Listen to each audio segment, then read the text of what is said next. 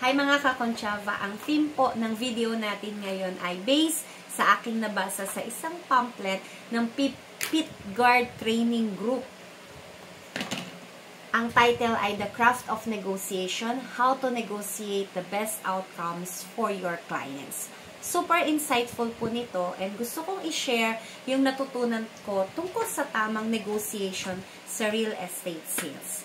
Karamihan ng mga agents at brokers tulad ko, ang unang iniisip ay makahanap ng buyer. Tama naman, di ba? Pero yun lang ang unang step. Ang pangalawang step na madalas na hindi natin ginagawa ay yung siguraduhin nakukuha natin ang buyer's maximum. Dahil kung ang nabigay mong presyo ay mas mababa sa kaya nilang bayaran, hindi daw natin nagawa ang best para sa ating seller. Isa sa pinaka-importanting take-away ko ay ito. Madalas, ang focus ng agents at brokers ay nasa seller's minimum. Kung ano lang ang pinakamababang presyo na tanggap ng seller. Pero ang tamang mindset ay dapat nakatuon sa buyer's maximum. Kung hanggang saan ang kaya nilang bayaran. Doon ka makakuha ng highest price para sa iyong client.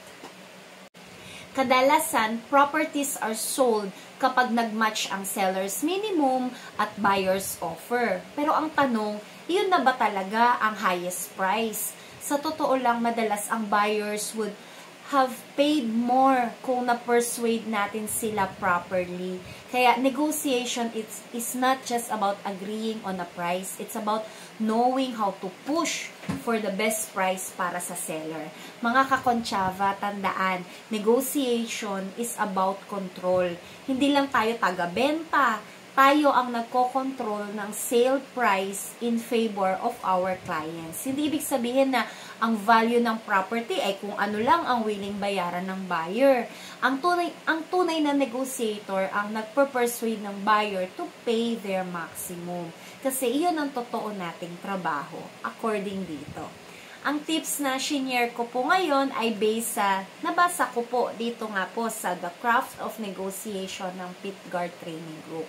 Marami pa po akong notes mula sa pamphlet na ito, kaya abangan nyo pa ang mga susunod na araw. Kung ako naman po yung tatanungin, naniniwala ako na dapat win-win yung negotiation para sa seller at sa buyer. Ang trabaho natin bilang agents at broker ay mapagkasundo sila na hindi naman masyadong lugi yung seller sa presyo ng property niya, pero hindi rin naman po masyadong mataas para sa buyer. Ang mahalaga, parehong panig ay satisfied sa transaction. This is Natalie Concha of VS Concha Realty. Lagi po nating tatandaan, real estate is for everyone. Let's learn and grow together.